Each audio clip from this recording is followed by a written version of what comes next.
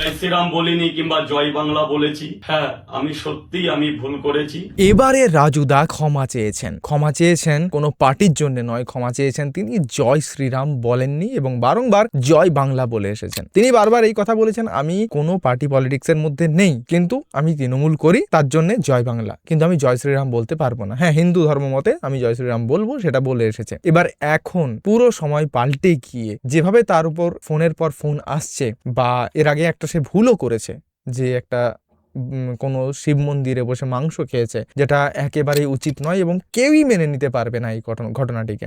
যদিও যার বাড়িতে নাকি গেছিল বা যার সাথে সে ছিল, সে বলেছিল বাড়ির মন্দির কোনো হবে না, তো হয়তো তারও জ্ঞান নেই এবং রাজুদাও ভুল করেছিল। এই সমস্ত কারণে রাজুদার উপর ক্ষোভ একটা ফেটে ওঠে। ধর্মের মানুষের যাদের আস্থা রয়েছে তাদের আস্থাতে একটা খুব বড়সড় আঘাত পড়ে, যে কারণে তাকে নানা ধরনের ফোন করতে শুরু করা হয় এবং এই সব চক্করেই সে কিন্তু এখন আর দোকান খুলতে পারছে না। একসময় বুক ফুলিয়ে বলেছে আমি তৃণমূল করি, আর পার্টি ধরতে গেলে আমি তৃণমূল কংগ্রেস সবার উপরে আমাদের মুখ্যমন্ত্রী মমতা বন্দ্যোপাধ্যায়, কিন্তু এখন সেই সময় আর নেই, যে কারণে সে সবার কাছে ক্ষমা চাইছে নিজের দ্বারা কাজ করা এই সমস্ত জিনিসগুলোর জন্য। সে নাকি উন্মত্ত হয়ে, বেশি মতো হয়ে রাজনীতির যে জয় বাংলা স্লোগান সেটা করেছে, জয় বাংলা জয় বাংলা।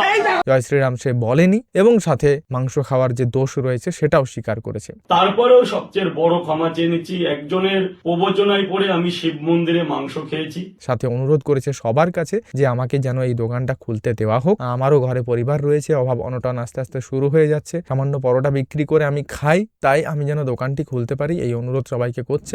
তো আমি আমার দোকানটা খুলতে চাই, না হলে আমার ঘরে, আমার সংসারে খুবই অভাব অনটন পড়ে গেছে। সাথে সে জানাচ্ছে কন্টেন্ট ক্রিয়েটারদেরও কিছু দোষ রয়েছে, তাদের পাল্লায় পড়েও এমন ঘটনা ঘটেছে। আর তার সাথে রাজুদা এবার নাকি সোশ্যাল মিডিয়া থেকেই দূরে থাকতে চাইছেন, সামান্য যে পরোটাটুকু সে বিক্রি করে সেইটুকু বিক্রি করেই থাকতে চেয়েছেন।